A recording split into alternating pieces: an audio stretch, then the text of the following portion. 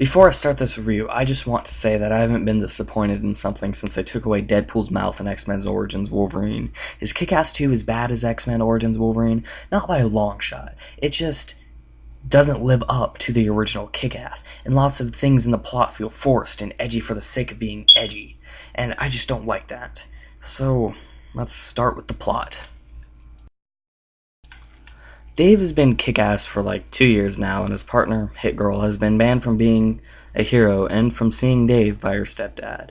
Dave tries to get her back in the game, but it doesn't work. Eventually, he meets another hero on Facebook, Dr. Gravity. Dr. Gravity introduces Kick-Ass to the team of superheroes that he's in, called Justice Forever, led by Colonel Stars. And, yeah, that's kind of a stupid name for a superhero team. It just doesn't really sound like a team name, and it just kind of reminds me of Batman Forever. So, Kick-Ass joins and finds his friend Marty there, posing as a superhero with a tragic backstory. The next day, Marty and Dave are at school when some scene fag bumps into Dave. Dave gets mad, but Marty tells him about Red Mist's supervillain team and how they can't commit crimes. And that Seenie Weenie is apparently in that superhero team. After school, Dave's dad confronts him about how he falls asleep in school and shit, and he asks if he's on drugs. Dave, of course, says no, because, well, he's not, and his dad responds with, "Don't do anything stupid." Well, just an hour later, he's out on rooftops, screaming "Justice Forever" and waiting for the team. When the team finally gets there, Colonel Stars explains how this douchebag mobster dude has been trafficking girls and using them as, sex slaves and prostitutes and, all that villainous stuff. So, they break into the building, and one dog to the dick later, they have saved about, 5 Korean girls. I don't really know.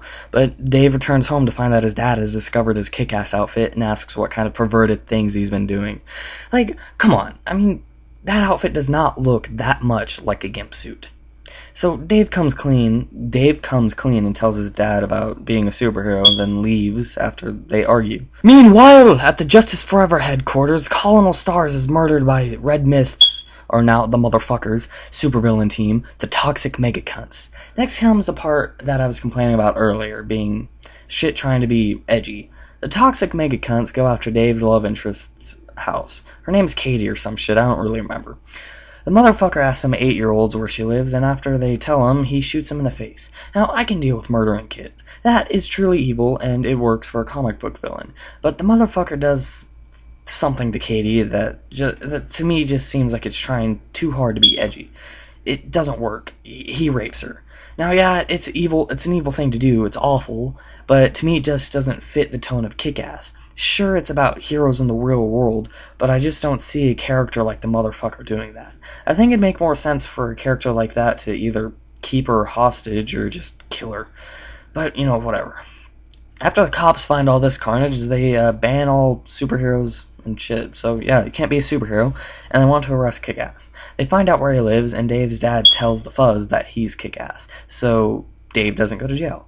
Well, bad move, because the motherfucker has some dudes in prison kill him, so, yeah. So Dave's dad's funeral happens. Dave gets kidnapped during it by the cunts. Hit Girl rescues him, and they go to a villainous base of villains, and they kick ass. Pun intended. But the mofo's plan to attack everyone in Town Square is already in motion, and every villain in town shows up to wreak havoc. Unfortunately for them, though, every hero in town shows up to defend their city, and this is my favorite part of the book. The only time where it wasn't being an emotional download. Mostly because we get to see Kick-Ass and beat the shit out of the motherfucker, which is extremely satisfying.